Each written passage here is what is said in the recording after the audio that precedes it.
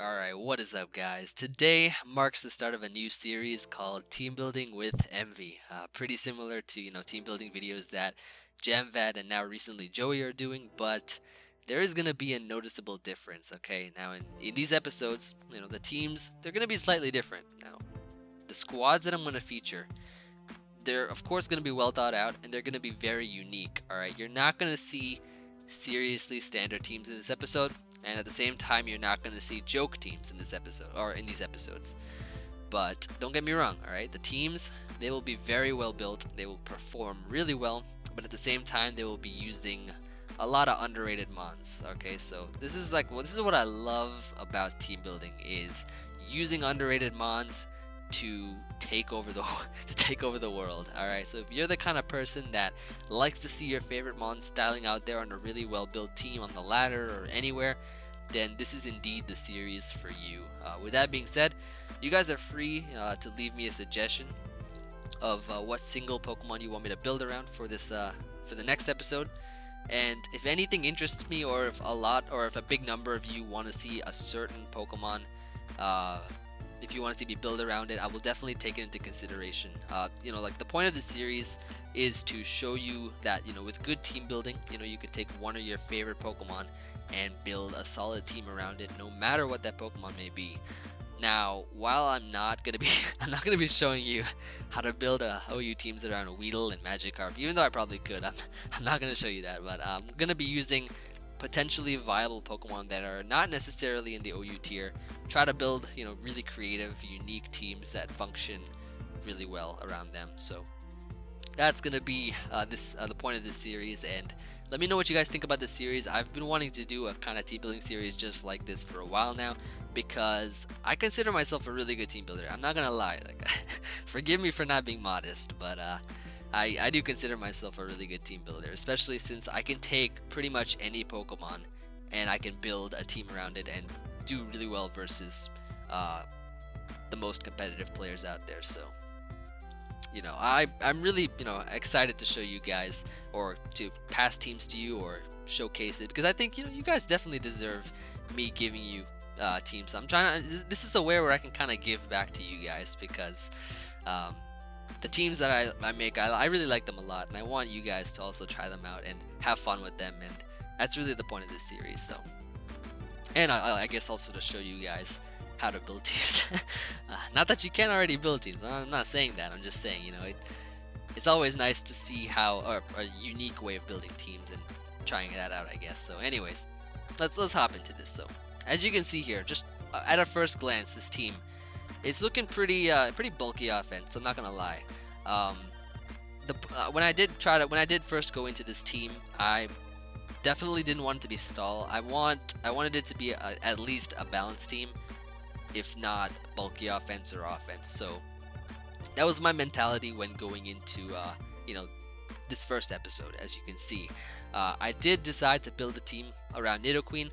Usually what I do when I build a team is I guess I kind of scroll down past OU, and I try to find a Pokemon in a lower tier that nobody really sees too often.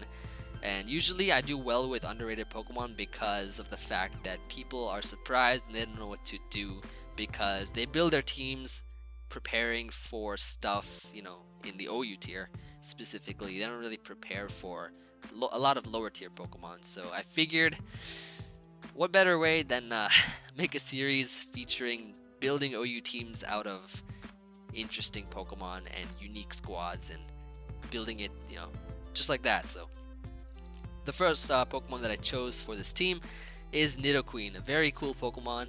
It is very underrated. You see this in UU a lot, actually.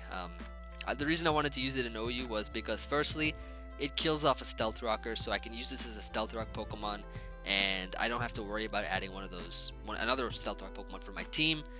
Secondly, because let's go into it actually. As you can see here, it has enough speed. It has a decent amount of speed in order to outspeed a lot of common Stealth Rockers, like for example Garchomp, or the Rocket Helmet Garchomp, or Defensive Landorus Therian, or what else that's up? Roxette, this is faster than I guess Skarmory, but it's it's a really good Pokemon overall. And the one positive, I guess, reason to use Nidoqueen is because it OHKOs Rocky Helmet Chomp and Lando T, which are common leads in this tier, and it just destroys them. And I have set the speed here to outspeed Rocky Helmet Chomp. So usually Rocky Helmet Chomps can run up to 264 speed. Some of them, I guess, run 265 to outspeed the 264 ones. So I wanted to outspeed the one trying to outspeed the original. So I ran 266 speed on Nidoqueen. Max special attack here. Now this is it's a mediocre special attack just by itself, but adding Life Orb and Sheer Force, it becomes a really big threat. Not a lot of teams actually are prepared for this. I did test this team out a little bit, and I was surprised that I was winning a lot of battles with this team. It's a really solid team, and Nidoqueen was actually getting a lot of surprise kills. Ice Beam was able to surprise Garchomps, take him out, take out Landorus. Sludge Wave, Earth Power, really powerful moves, very good coverage. Definitely a Pokemon that will not disappoint in battle. So that's why I chose Nidoqueen. It does give me my rocks. It's very anti-meta, very anti-lead sort of Pokemon, depending on your opponent's team. And that's that. So Nidoqueen is heat. Alright, that's what I built it around. And that's the first Pokemon for this team. Now,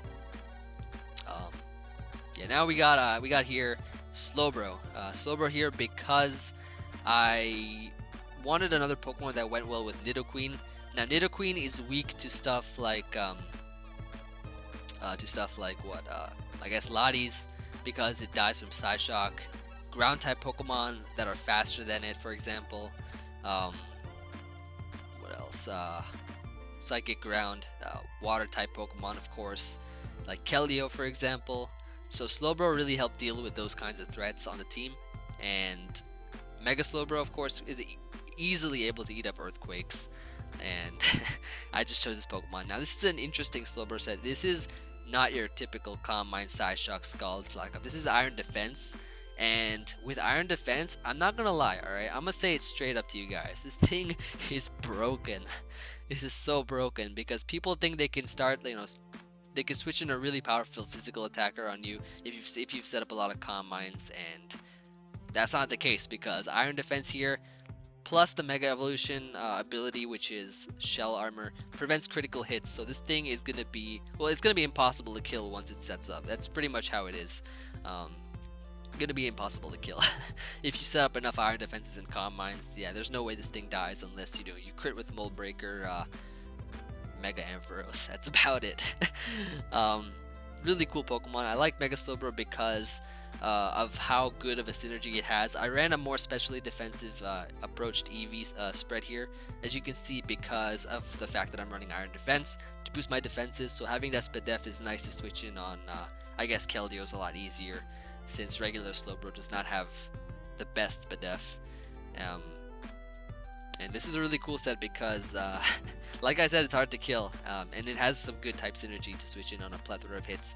Fighting types, easy switch in for Slowbro. Yeah, water types it can eat up. The only problem this set has is versus stuff like, I guess, water absorb users like Toxicroak or Seismitoad.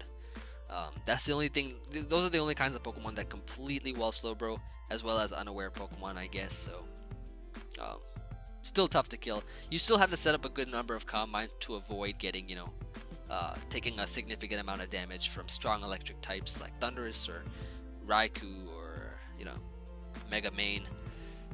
But, once you weaken those or with Scald, as they switch in, or just try to set up enough Calm Minds, you won't die. That's what I really like. And it has good synergy with Nidoqueen, like I said, so it's always nice.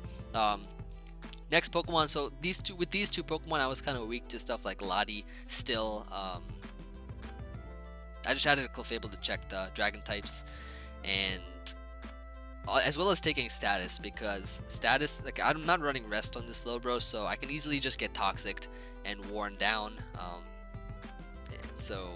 And Nidoqueen, of course, really can't beat Stalled too well.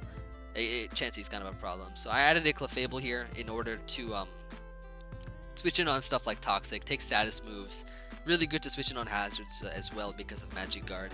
And I'm running a set here which is a Calm Mind, of course, and it's not your, I guess it's not your everyday Calm Mind set. It's Calm Mind's Moonblast Soft Boil, and instead of fire coverage, I'm running T-Wave so that I can you know, cripple stuff like maybe I guess Lope Bunnies or sorry, Mega Lope Bunny or Thunderous Theory, the Tornadus Therian, not Thunderous. Don't go T-Waving Thunderous. All right, Torn T. I guess anything like Heatran switch-ins, I can T-Wave that on the switch-in, or T-Wave is just an overall decent move for Clefable because it can slow down a lot of threats for the rest of my team. Because I'm not running a Scarf Pokemon, I can really use that T-Wave to kind of slow down the rest of the, you know, rest of my opponent's team. So that's gonna be Clefable there. Good Pokemon. I like Clefable. It's an annoying Pokemon. I'm not. it's a really annoying Pokemon. If you're not prepared for it, I guess. But for this kind of team, it's really useful. Yeah, it's very useful for this kind of team. So that's gonna be that. So, anyways, next up, I have some offensive Pokemon here. So, Lucario is one of the Pokemon that I wanted to use for this team because it's a very unpredictable sweeper. Because not a lot of teams are prepared for it. Since, well, I guess some teams are prepared for it, or a lot of teams are kind of prepared if they have a physical wall or a Rocky Helmet user, but I guess not a lot of teams are prepared to switch in on a close combat, is what I meant to say. Yeah, I love Lucario because it's a good sweeper. It has E-Speed, which is always nice for priority, and E-Speed is one of those kinds of moves that actually go before Gale Wings, Brave Bird. So that's always nice to, you know, set up an SD depending on how low that Talonflame is. Hit him up with an E-Speed to either weaken it or kill it. And I'm running Crunch here, so this is an Air Balloon set. Back in Black and White, I used to run Air Balloon Lucario a lot because I really like to set up on Gliscors, you know, set up on Hippos and stuff. I still do. I still like to set up on Pokemon that really only rely on Earthquake to take down Pokemon such as Lucario. But at the same time, I didn't really want to run Ice Punch for those kinds of Pokemon because I was more weak to stuff like Mega Slowbro. So at +2 Crunch will, I think, 2-hit KO Slowbro, if I'm not mistaken. If it doesn't, then I mean it'll do at least a good amount of damage, so another Pokemon can try to revenge it. So I'm running Crunch here, and also with the Air Balloon, I will be able to actually get off an extra SD on a Hippo switch-in, for example. Like I could, you know, bring this thing in on a Ferrothorn, see if he wants to, you know, I guess switch out and set up an SD. I mean, I get a free, or not, well, I don't want to say free. Forgive me, Chimpact. But I can get an extra SD if I bring in if I have my Air Balloon while Hippo or something is in, so I can hit him up with a +2 close combat. So it'll do a lot of good damage. Really like Lucario. Then we have Entei here, which is another Punisher, I guess you could call it that. Choice Banded Entei is just a really big threat, I guess, overall. Since Sacred Fire is going to be doing a lot of damage with the Choice Band, an Adamant Nature, and Heatrans, for some reason, I've been kind of testing this team around, and Heatran loves to switch in on Entei when your opponent thinks you're going to Sacred Fire, and this is perfect bait to bulldoze them and to knock them out in one hit. And that's really good for Clefable because Clefable gets pretty much walled by I guess Heatran, and baiting it with Entei and just killing it with Bulldoze allows or provides an opening for Clefable to sweep, which is really nice for you. Like Lucario also helps kill Heatran, I guess, if they're not max speed, which nowadays nobody really runs max speed unless you're Scarfed or I guess Magma Storm. Well, I think we're faster than Heatran, aren't we? Pretty sure we are. Heatran hits up to, I think Heatran probably hits 278, yeah, max. Let me know if I'm wrong about that. I haven't run max speed Heatran in a long time, but anyways. Yeah, we got Lucario here at Entei here, which is really nice. Stone Edge hits stuff like Talonflame or flying types in general. Zapdos, but Sacred Fire pretty much kills those anyways. Sacred Fire from a Choice Banded Entei, I think it 2-hit KOs offensive Talonflames, I think. I'm not sure. I'm pretty sure it does. Um, but it's really nice since it's just one of those kinds of Pokemon that just deals a lot of damage. It is a good Scizor check. It's a good Weavile check.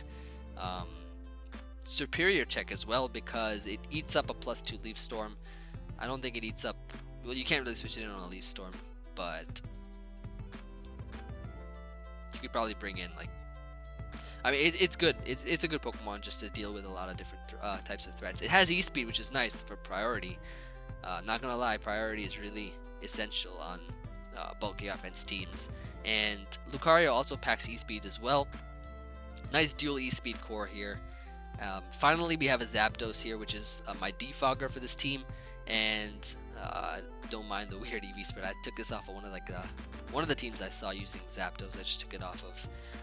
But it's a good defensive Zapdos set. I don't really care about the EV spread as long as it's defensive, which it is. And we got Volt Switch for some momentum, Heat Wave to hit stuff like Ferrothorn, Scizors, and stuff like that. Nice Roost Defog combination. Definitely a good Pokemon to deal with certain stuff like Mega Pinsir, for example. Really good switching for that. I dare say it's a counter to that actually as well. It is a counter to Mega Pinsir because it can easily eat up a +2.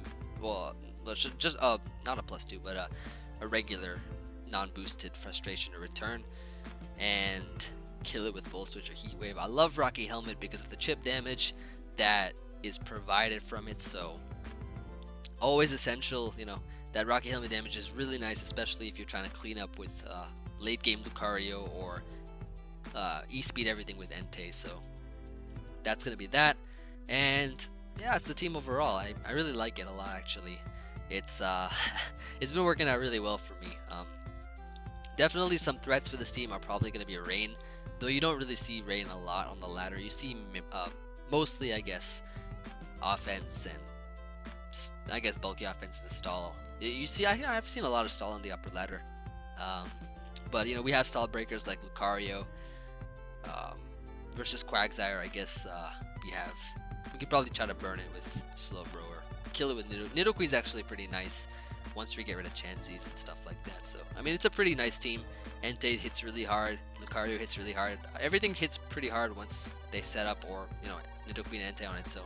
So that's the team I got for you guys today, and I hope you guys like it. And I think what I'm gonna do is actually, after I showcase a team just like this in one video, the next video, which I'm thinking I'm gonna post up either between 24 to 48 hours from whenever this video goes up, is gonna be a live with this team, so you guys can see exactly how I use this team and see how it really works out. And I'm not like it's some of the teams might not look like they work well, but I guarantee you, like, all the teams that I'm going to show you guys, I have tested, and I am confident in their abilities to either surprise your opponent and work well, or just work well in general. So that's going to be it for this episode of this team building.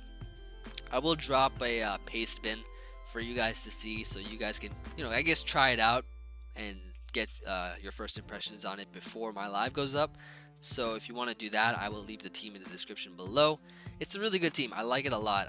I was laddering with it actually the other day, and I pretty much won like 10 battles in a row, and I jumped up like 150 points on this other account of mine. So it's really nice. I like it, and I hope you guys like it as well. So that's going to be it for this team building episode number 1, which is, I guess, built around Nidoqueen.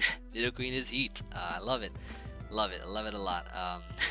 So that's going to be it. So I hope you guys enjoyed, and I will see you on the next episode, which is going to be the live. So peace, guys.